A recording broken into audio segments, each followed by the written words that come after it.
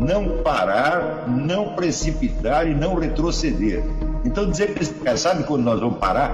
Nunca, nunca na sua porca vida, né?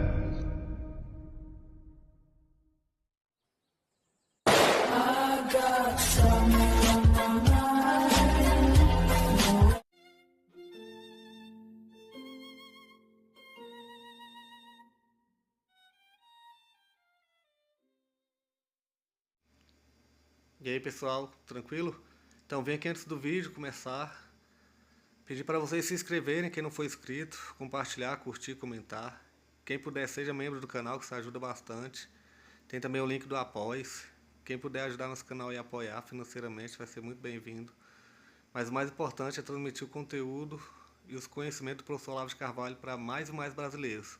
Então compartilhe e ajude aí nossa causa. Muito obrigado a todos os membros, apoiadores do canal. Fico muito feliz. Tenho certeza que a gente está no caminho certo. Então fiquem com o vídeo e até mais. Valeu!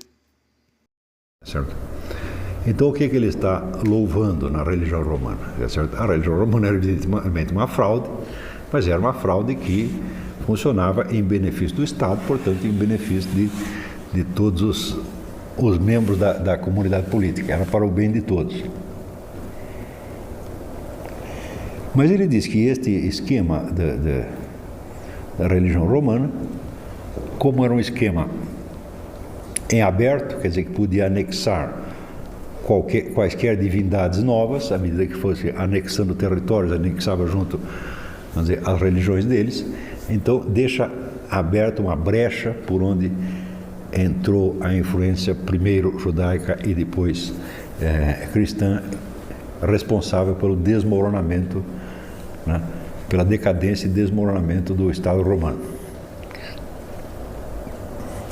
Na segunda fase, que vem a segunda Roma, então ele não nega que houve da parte dos fundadores do cristianismo um certo coeficiente de força de vontade e capacidade, mas que eles foram, sobretudo, auxiliados pela fortuna. Certo? Então, essa espécie de culto da fortuna, culto à providência divina, para ele é a mesma coisa, tá certo? Teria sido usado também como instrumento do próprio Vaticano para dissolver, tá certo, os vários estados em torno, as várias identidades nacionais, corroendo a sua virtude. Porque ensina, como tudo depende mesmo de Deus, tá certo? É melhor você confiar nele e tentar se adaptar, vamos dizer, ao curso imprevisível das coisas determinado pela providência divina. Então isso corrói na classe político-militar, o desejo de interferir e de moldar as coisas conforme a sua vontade, e assim os estados vão se dissolvendo e o Vaticano vai ampliando a sua influência. Então ele vê, sobretudo, na ideia da providência divina, uma força corrosiva que a casta sacerdotal, com a qual a casta sacerdotal enfraquece a casta governante. Tá certo? Então, na terceira Roma, que seria o estado ideal futuro, tá certo? Você teria que resolver este problema. Como resolver? Nós não podemos eliminar totalmente a religião. Por quê? A experiência de Numa, em Roma, já mostrou que a religião é um instrumento indispensável para você fomentar a obediência, o patriotismo, etc, etc. Porque nem sempre você vai ter dinheiro ou castigos, tá certo, para fazer as pessoas agir como você quer, então você apela, né? Este negócio do prêmio ou castigo depois da morte é um instrumento indispensável do governo. Porém, nós temos que fazer com que esta religião esteja submetida ao Estado. Quer dizer, o Estado é que vem primeiro, a religião depois. Então você vê que aí, o que Maquiavel captou? Ele captou uma espécie de uma constante da história humana, que é o conflito da casta governante, casta político-militar, com a casta sacerdotal. Não é isso? Quer dizer, essa é uma coisa tão antiga que tem, vamos dizer, tem uma série de mitos, né, Se você procurar no René Guénon, Símbolos da Ciência Sagrada, tem lá um capítulo sobre o javali e a ursa. A ursa representando então a casta guerreira e o javali a casta sacerdotal. O javali acaba sendo comido pela ursa. Mas Maquiavel pega esse conflito num momento que a coisa estava particularmente aguda. Então, o empreendimento dele consiste em liberar a casta governante dos entraves morais e religiosos. Ele proclama a independência da casta governante. Então seria o que na Índia se chamaria uma revolta dos kshatriyas, né? Os kshatriyas, eles se colocam no topo da hierarquia, né? E submetem a casta sacerdotal. Então a religião passa a ser uma função do Estado, tá certo? E não um poder independente, e muito menos um poder superior ao Estado. Esta ideia, no século XX, deixaria maravilhado um sujeito chamado Júlio Evola. Você vê que coisa interessante, né? Porque Júlio Evola era um sujeito que... o livro, ele escreveu muitas coisas inclusive valiosas, mas historicamente falando e politicamente falando, o livro mais significativo dele é O Fascismo Visto da Direita, né?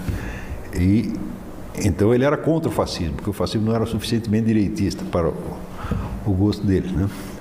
E, sobretudo, o fascismo era muito molenga, quer dizer, o fascismo não estava pegando mesmo o projeto de Maquiavel, ela tinha que botar o Estado para assim, tudo calar a boca dos padres, tá certo? E restaurar o poder da casta real em toda a sua plenitude.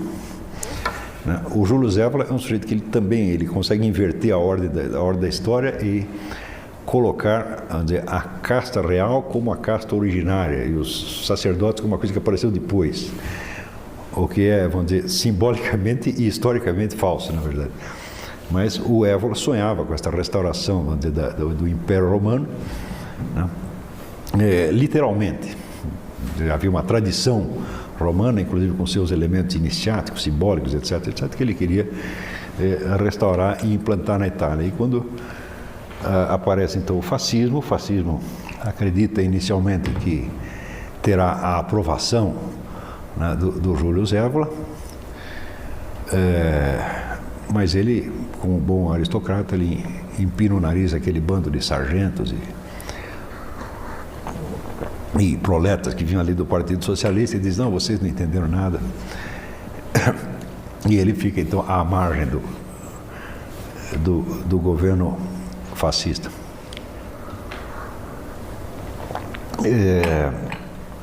Eu acho que os fascistas nunca entenderam, nem mesmo o Júlio Evola, porque o mundo do Evola é tão complicado assim mitologicamente, que não dá para caber na cabeça do Mussolini, um cara assim, não ia dar medo. Mas é curioso que na mesma época o Maquiavel atrai a atenção e a admiração, por um lado, do comunista, que estava marginalizado pelo governo, na cadeia, que era Antônio Gramsci, e por outro lado, do suprassumo do direitismo universal, que é o Júlio Evola, que também estava marginalizado, embora não preso. Tá certo? E aparecem esses dois admiradores de Maquiavel. E onde é que eles coincidem exatamente? Coincidem na subjugação da Igreja aos fins do Estado. Tá certo? Então, a religião se tornaria meramente instrumental. Não é isso?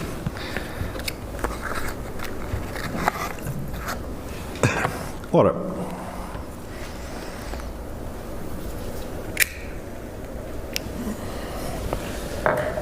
então, quer dizer que o Maquiavel não tem uma utopia, mas tem duas. A primeira utopia é o príncipe, né?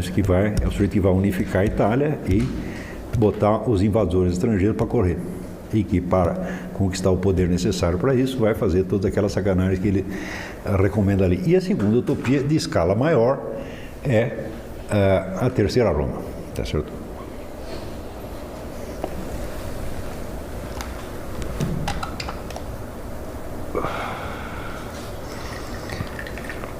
Durante este período de exílio, no qual Maquiavel escreve esses 2 livros, existe uma carta muito interessante que ele escreveu para um amigo dele, no qual ele diz: olha, aqui nesta vidinha medíocre, idiota que eu estou vivendo, né? Assim, eu almoço e depois vou me encontrar com os meus amigos. Meus amigos é um açougueiro, 2 moleiros, é gente assim, uns caras iletrados, né? E nós ficamos ali jogando baralho o dia inteiro e toda hora a gente briga por causa do jogo de baralho, a gente se xinga um ao outro, disputa por causa de ninharia, né? E a gente grita tanto ali que os caras da cidade vizinha já ouviram a gente gritar ali, né? Então daí, de noite, eu entro no meu escritório e me tiro aquela roupa suja durante o dia, né? Me visto de vestes reais e então vou ler os clássicos da antiguidade e ali eu sou transportado para um outro mundo maravilhoso, né? Então ficamos lá conversando a respeito, eu peço a filosofia política em última análise, né? Então ali eu estou no meu elemento, quer dizer, eu estou consumindo aquelas iguarias reais para as quais eu fui feito, né? Só que uma coisa interessante é você contrasta, então falando, por um lado tem aquela vida miserável de província, né? No meio de sujeitos brutais, grosseiros e iletrados, e por outro lado tem, né? É a hora que ele se tranca no escritório dele, ele foi para um mundo ideal, uma espécie de mundo platônico, né? Mas quando você vai ver, peraí, mas qual é o conteúdo desse mundo platônico? Esse conteúdo que ele ficava estudando lá é assim, é como é que você sobe na vida com a ajuda dos outros e os mata depois. Então, quer dizer, moralmente falando, né, os caras que disputam ninharia no baralho são até um pouco melhores aqui do que os outros. Quer dizer, a diferença de escala entre os 2 mundos definitivamente não é de ordem moral, né? E ele descreve isso, e isso até hoje é lido, inclusive no Carpo, a gente lê, ele tem um artigo chamado Inteligência de Maquiavel, e aparece esta ideia, né? O intelectual num mundo medíocre, então ele se fecha e se transporta ali para um mundo ideal, né? E o Carpo não lembra, mas qual é o conteúdo desse mundo ideal? O conteúdo é muito pior, moralmente falando, do que aquele dos meros jogadores de baralho, que brigam por causa de besteira, né? Então, esta transição do Maquiavel, tá certo, para aquele espaço protegido, definitivamente não é uma ascensão platônica desde este baixo mundo, tá certo? Um mundo de vulgaridade para, né, um mundo de belezas ideais e verdades eternas, etc, etc. Mas é uma ascensão, sim, mas é a ascensão desde a mera maldade espontânea do sujeito que é mau porque ele é grosseiro, tá certo? Para uma maldade elaborada e requintada, tá certo? Então, a maldade já é considerada como obra de arte. Então, de certo modo, você vê que esta carta, ela simboliza o quê? Simboliza uma contra-iniciação, no sentido guénoniano do termo. Quer dizer, uma espécie de iniciação diabólica, onde você não vai subir do mundo do pecado para o da santidade, mas você vai subir do mundo do pecado vulgar para o pecado requintado, tá certo? Então, aí diz o Léo Strauss que isso aí prova que, vamos dizer, o Maquiavel pertence a uma espécie de nobreza demoníaca de nível muito alto, né? Quer dizer, não é um diabo qualquer, tá entendendo? É uma coisa mais, tem uma certa classe, né? E justamente neste período que ele escreve as 2 utopias dele. Primeiro o príncipe e segundo a terceira Roma. Quando você vê, vamos dizer, agora, usando o método do Strauss, né, ele diz que quando um sujeito de certo gabarito intelectual entra em contradições muito flagrantes, tá certo? Ele está escondendo alguma coisa, não é possível que ele não tenha percebido, né? E o mundo do Maquiavel é cheio de tantas contradições e tantas absurdidades que você vê necessariamente que ele está escondendo alguma coisa, tá certo? Bom,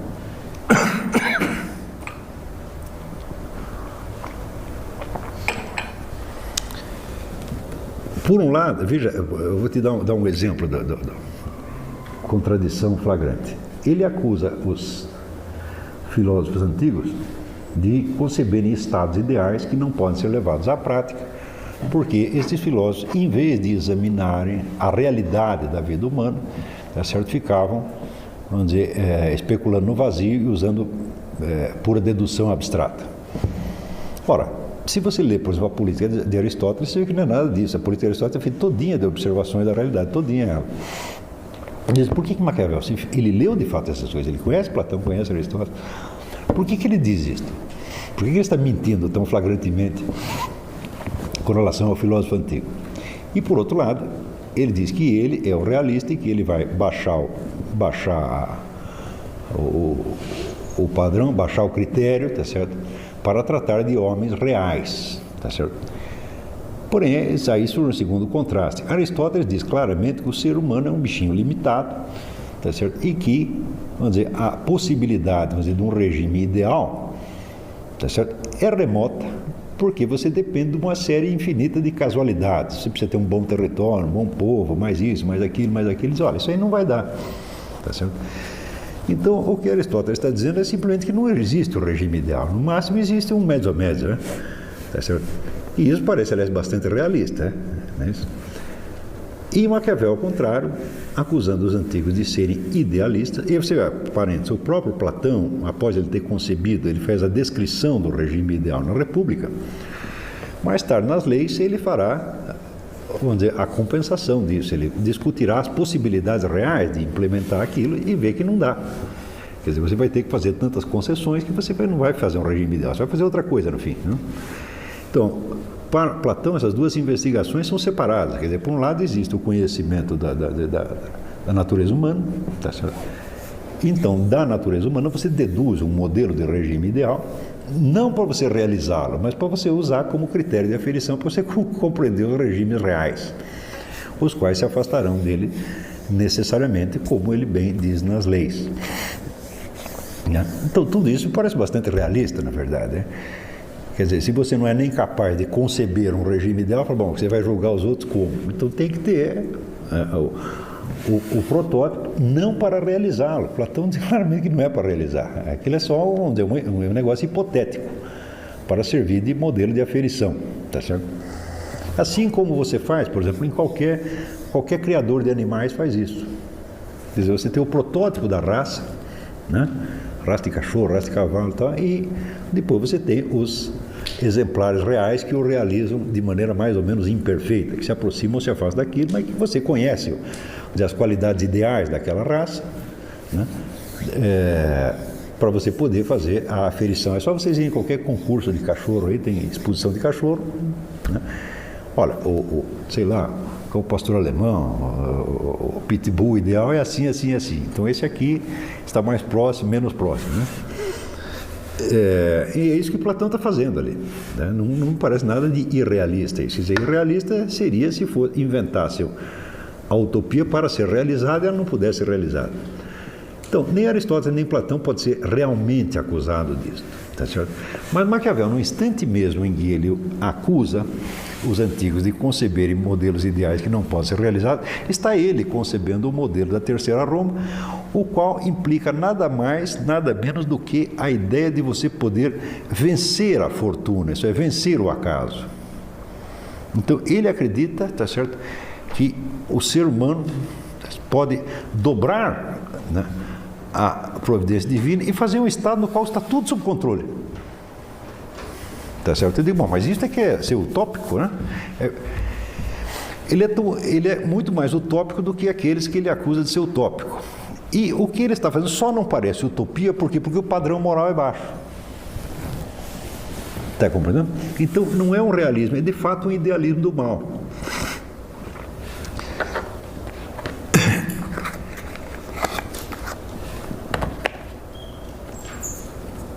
Então, e assim por diante. Do meu modo, existem tantas milhares de contradições e contrassensos ali, que você olha, Maquiavel, para acreditar nisso, precisaria ser um perfeito idiota, mas obviamente ele não é um idiota, tá certo? Então, alguma ele está querendo, tá certo? Então, quando nós vamos ver qual é a estratégia expositiva dele, como é que ele está, qual é o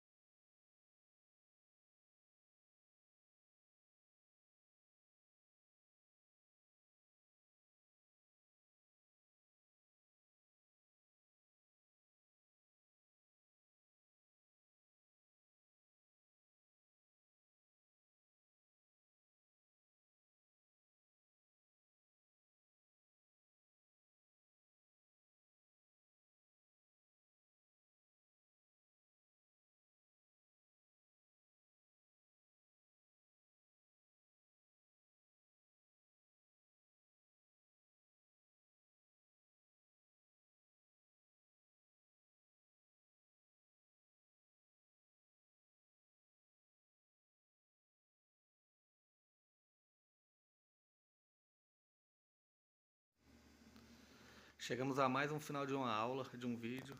Espero que tenham gostado. Quem não se inscreveu ainda, se inscreva, compartilhe, comente. Ajude o nosso canal, apoie, seja membro. E ajude o nosso canal a chegar a cada dia a mais brasileiros que precisam muito do conhecimento do professor Olavo de Carvalho. Então é isso aí, fique com Deus, até o próximo. Valeu! Então é isso aí, pessoal. Que é o nosso canal. Que são alguns livros que eu já li. A maioria foi doação, mas alguns eu adquiri, professor Olavo de Carvalho. Alguns livros se perderam aí que eu emprestei. Professor Alexandre Costa. A Bíblia Sagrada. 10 lições sobre Karl Marx. Indico a não ler esse livro, que é muito ruim mesmo.